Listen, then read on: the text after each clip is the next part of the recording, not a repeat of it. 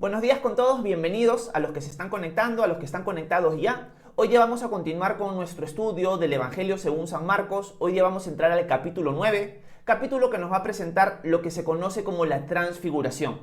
Ustedes recordarán en el capítulo anterior, en la clase anterior, que vimos a Jesús dando palabras un poco duras, pero serias, con respecto a su llamado, con respecto a lo que significa seguir a Jesús. Esto sucede en el contexto de la negación de Pedro de que Jesús vaya a la cruz. Una de las cosas que nosotros vimos es que Pedro niega que Jesús tenga que morir y le dice: Señor, que no te suceda eso.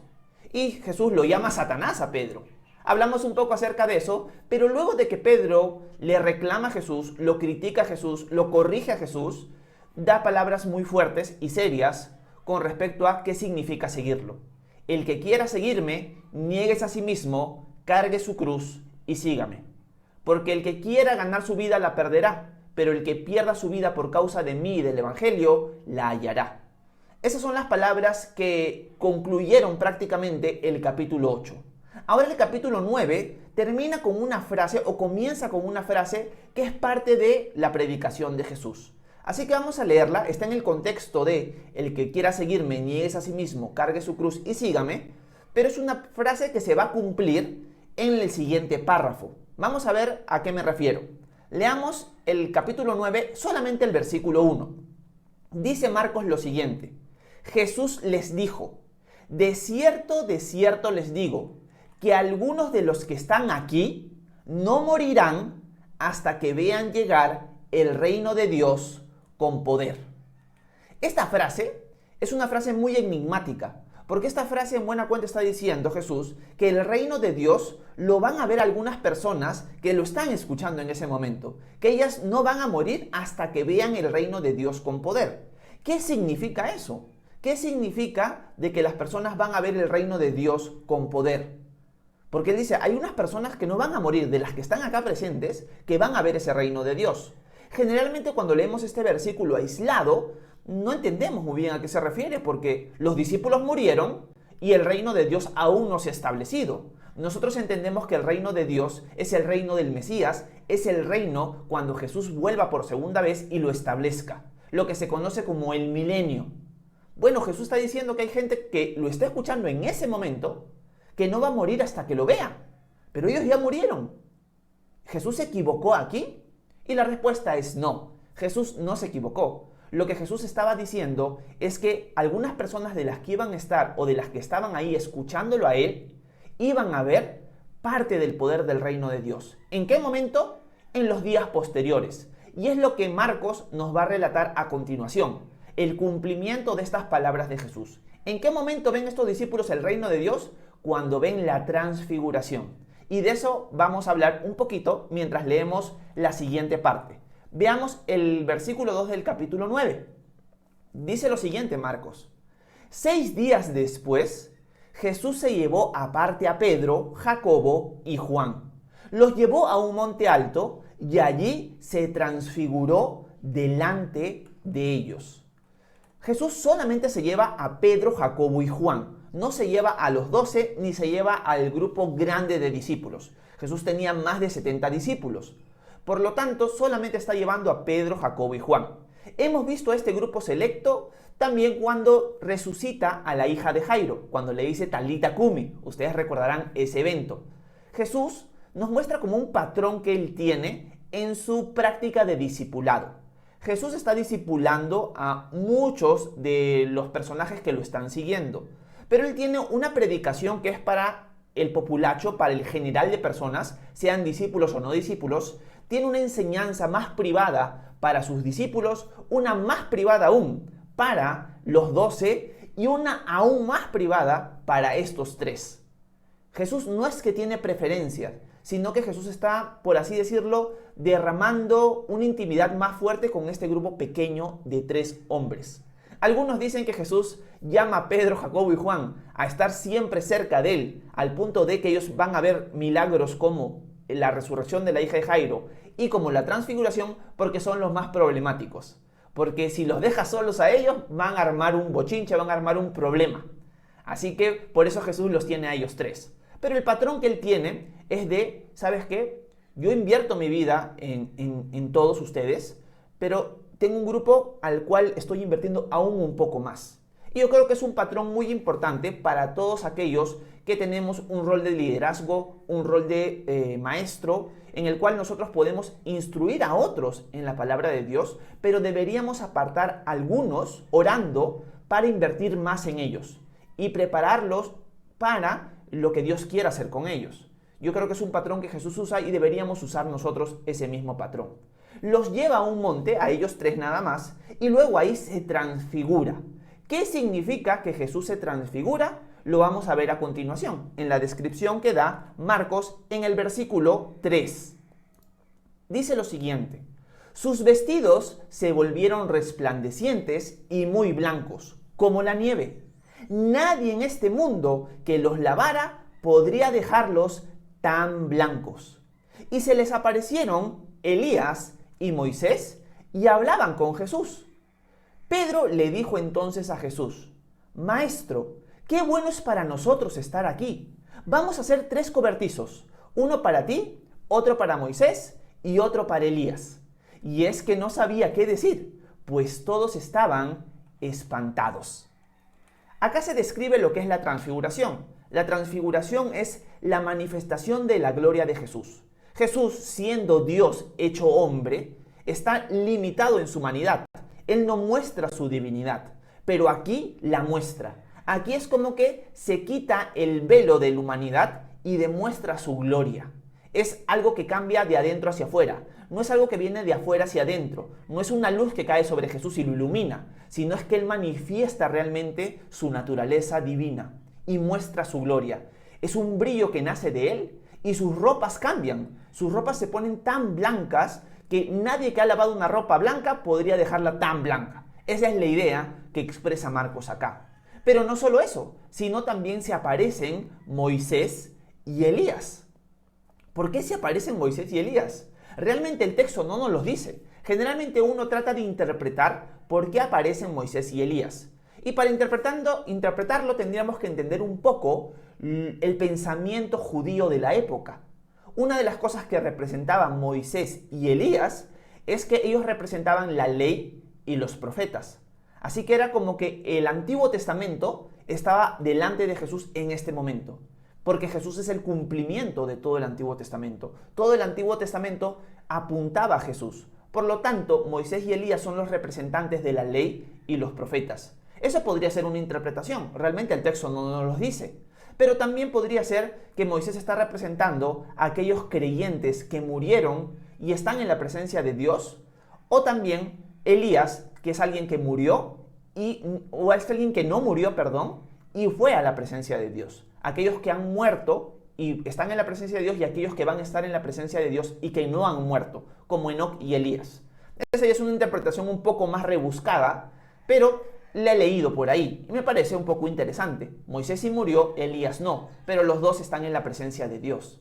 Así que lo que sucede es que eran representantes muy importantes para el israelita estar delante de ellos.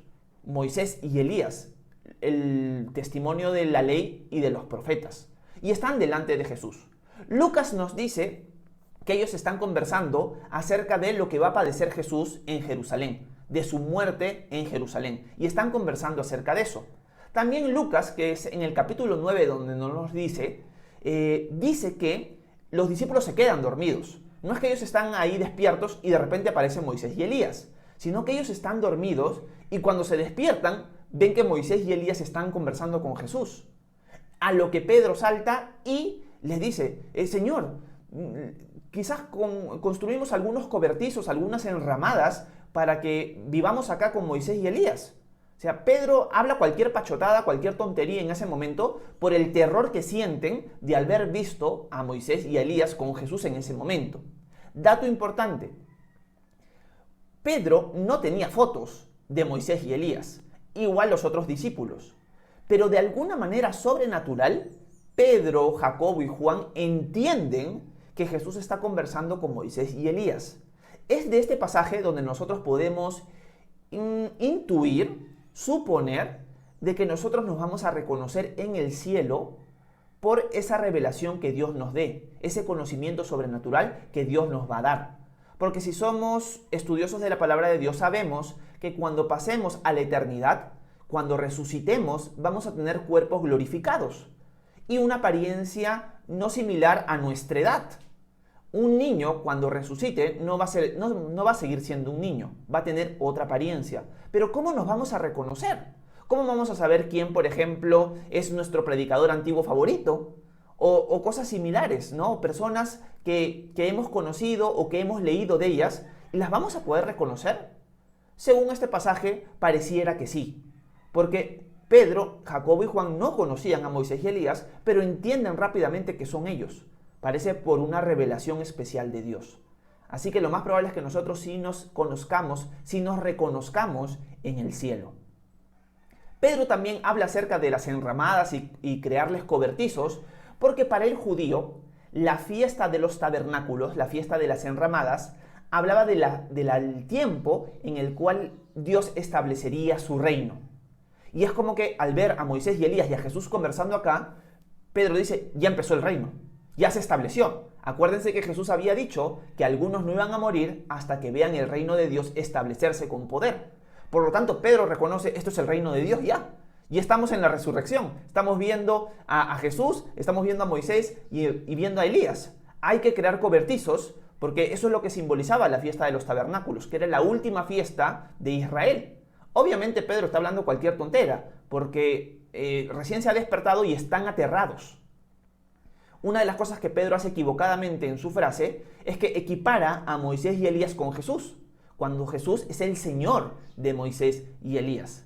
Él no se ha puesto a pensar en eso. Es más, él aún no lo entiende muy bien. Así que ese es el evento. Este es el evento de la transfiguración, una manifestación futura de la gloria de Dios. Una meditación que podríamos sacar de aquí, o una aplicación, es lo hermoso que va a ser estar en la presencia de Jesús, estar en la presencia de los patriarcas, de los profetas, en su reino. Eso va a ser algo glorioso. Eso es algo hermoso que todos anhelamos experimentar ya. Por eso cuando Jesús da el modelo del Padre Nuestro, dice, venga tu reino. Una de las cosas que todo cristiano debería anhelar es que el reino de Dios se estableciera ya aquí en la tierra. Pedro, Jacobo y Juan han visto como un adelanto del reino de Dios. Nosotros deberíamos anhelar ver eso ya, el día de hoy. Por eso nuestra petición, nuestro anhelo de nuestro corazón debería ser, Señor, que tu reino ya venga hoy, donde se va a acabar los problemas, donde se va a acabar el dolor y donde por fin va a reinar la justicia. Pero sobre todo, donde vamos a estar en la presencia de Jesús todos nosotros. Eso es algo muy importante que un cristiano debería anhelar. Si no hay ese anhelo en tu corazón, tú ya siendo discípulo de Jesús, deberías darte cuenta que es algo equivocado, que eso muestra que hay un problema con tu corazón y que deberías pedirle al Señor, Señor, dame un corazón que anhele tu reino. Que mi mente deje de pensar que este es el reino, que este mundo es todo lo que hay y que yo me debo aferrar a este mundo. Yo estoy aquí como peregrino, estoy de paso. Lo que yo anhelo es tu reino. Lo que yo anhelo es tenerte aquí conmigo y verte a ti gobernar y estar junto a ti y gobernar contigo. Ese es el corazón, ese es el anhelo de un discípulo de Jesús. Y acá Pedro, Jacobo y Juan ven un adelanto de él. Bueno, Pedro ha dicho este desabrupto con sus palabras rápidas, ha tomado impulso rápidamente como es él, pero ahora van a seguir surgiendo algunas cosas más. Así que leamos qué es lo que Marcos nos continúa diciendo. Veamos el versículo 7 en adelante. En eso vino una nube y les hizo sombra. Y desde la nube se oyó una voz que decía, este es mi hijo amado, escúchenlo. Miraron a su alrededor, pero no vieron a nadie. Solo Jesús estaba con ellos. Acá lo que nos dice el texto es que cuando Pedro dice esto, luego aparece una nube y cubre a Jesús, a Elías y a Moisés. Y una voz habla, que es la voz del Padre, y dice, este es mi hijo amado, escúchenlo. Este es un testimonio no solo para los apóstoles que están en este momento, sino para nosotros hoy. Es Dios el Padre diciéndonos, muchachos, escuchen a mi hijo, escuchen sus palabras, escuchen sus enseñanzas, préstenle oído. Si ustedes quieren escuchar a alguien, yo les recomiendo, escuchen, es más, yo les mando, escuchen a Jesús. Uno de los problemas más grandes del ser humano en general es que no quiere saber nada de Jesús. Cuando Dios el Padre ha manifestado públicamente, constantemente, que Jesús es su Hijo amado, en quien Él se complace, y en este momento que Él es su Hijo amado, que debemos escucharlo. Es el problema del mundo en general, pero también el problema de los cristianos. Porque nosotros, los discípulos de Cristo, muchas veces con nuestra boca profesamos que seguimos a Jesús, quizás tratamos de asistir a la iglesia regularmente, orar, etcétera, etcétera, pero descuidamos mucho nuestra disciplina de oír y de oírlo a Él. Una práctica diaria de todo discípulo debería ser tomar un tiempo para escuchar a Jesús diariamente. Cuando nosotros hacemos los devocionales de lunes a viernes, esa es la idea, que escuchemos a Jesús todos los días. Lamentablemente no lo puedo hacer sábados y domingos porque tengo otras responsabilidades, pero de lunes a viernes, que sí tengo la posibilidad, trato de compartir con ustedes para leer juntos y meditar juntos en la palabra de Dios. Porque es un mandamiento que deberíamos escuchar a Jesús. Y eso es lo que estamos haciendo cada vez que leemos los Evangelios, el Nuevo Testamento y la Biblia en general, porque Jesús es la palabra de Dios encarnada. Así que eso es una llamada de atención para nosotros.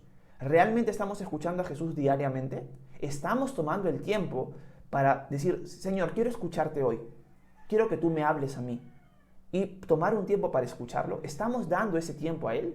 Bueno, aquí estamos escuchando las mismas palabras del Padre. Esas palabras son para ti, son para mí y eran para Pedro, Jacobo y Juan. Este es mi Hijo amado, por favor, escúchenlo, escúchenlo. Y luego de que se escuchan esas palabras, desaparece la nube y solo queda Jesús en escena, nadie más. Pero ahora los discípulos obviamente van a preguntarles cosas, así que vamos a ver qué es lo que los discípulos le preguntan a Jesús a continuación. Versículo 9. Mientras bajaban del monte, Jesús les mandó que no dijeran a nadie nada de lo que habían visto, hasta que el Hijo del Hombre hubiera resucitado de los muertos. Por eso ellos guardaron el secreto entre sí, aunque se preguntaban qué querría decir aquello de resucitar entre los muertos. Entonces le preguntaron, ¿por qué dicen los escribas que es necesario que Elías venga primero? Él les respondió, a decir verdad, Elías vendrá primero y restaurará todas las cosas. ¿Y cómo entonces dice la Escritura que el Hijo del Hombre tiene que padecer mucho y ser despreciado? Pues yo les digo que Elías ya vino y quisieron con él todo lo que quisieron, tal y como está escrito acerca de él. Acá los discípulos van descendiendo con Jesús y Jesús les dice, esto no se lo cuenten a nadie. Esto lo van a mantener en secreto hasta que el Hijo del Hombre resucite. Ellos guardan silencio y dicen, ok, no lo vamos a contar. Es más, ellos no lo cuentan hasta luego de la resurrección, pero el texto nos dice que ellos no entienden muy bien a qué se refiere Jesús con resucitar de entre los muertos. Es interesante que en el capítulo anterior, ustedes recordarán, Jesús ya les dijo que Él tenía que ser traicionado, que Él tenía que ser atacado por los ancianos, por los gentiles, y ser muerto y luego resucitar al tercer día. Pero a ellos eso le ha entrado por aquí y les ha salido por acá. Ellos no entienden a qué se refiere Jesús con la resurrección. Para ellos ese es un concepto nuevo. Para ellos la resurrección era algo global que involucraba a la nación de Israel. Dios en el Antiguo Testamento anunció constantemente que iba a haber una resurrección de los muertos finales para heredar el reino de Dios. Pero acá Jesús les dice que Él va a resucitar de entre los muertos. Ellos no entienden muy bien la situación, así que lo dejan ahí. Ahí vemos nuevamente la lentitud de aprender de los discípulos. Pero los discípulos le preguntan, Maestro, ¿por qué los escribas, los religiosos, los rabís, los maestros, los encargados de copiar las escrituras, dicen que Elías tiene que venir primero antes de que tu reino se establezca, por así decirlo? Y Jesús les dice, ¿de verdad o en verdad? Elías va a venir primero y restaurará todas las cosas. Pero, ¿qué pasa con los textos que dicen de que el Hijo del Hombre va a tener que sufrir y morir? Es lo que Jesús les dice. ¿Por qué Jesús le responde así? Porque en verdad hay una profecía en Malaquías capítulo 4, los animo a leerlo, donde se anuncia que Elías va a volver y que Elías va a venir físicamente antes de la segunda venida de Jesús. Obviamente los discípulos no entienden que Jesús iba a morir y que iba a resucitar y que iba a volver. Ellos mezclaban todo en una. O sea, Jesús era el cumplimiento de la primera venida y la segunda venida. Ellos no entendían esa separación. Pero Jesús en buena cuenta les está diciendo, sí, Elías va a volver. Pero ¿qué pasa con los textos que dicen que el Mesías va a sufrir? Yo he venido para eso. Yo he venido para morir. Pero también les digo que Elías ya vino. Hicieron con él lo que quisieron, como está escrito acerca de él. El libro de Mateo nos dice que en ese momento los discípulos entendieron que se estaba refiriendo a Juan el Bautista. O sea, Jesús está diciendo, Elías va a volver en el futuro, antes de mi segunda venida. Pero yo tuve un precursor también, que es un tipo de Elías. ¿Ese tipo de Elías quién era? Juan el Bautista. Así que, en cierto sentido, les responde a los discípulos. Yo pienso que los discípulos no han entendido muy bien la situación, pero Jesús, ya conociendo nosotros todo el panorama del Nuevo Testamento, podemos entender sus palabras. Elías va a volver, y algunos piensan que es uno de los dos testigos, pero él va a volver antes de la segunda venida de Jesús. Pero el Elías al cual se refiere Jesús, que ya vino, se refiere a Juan el Bautista.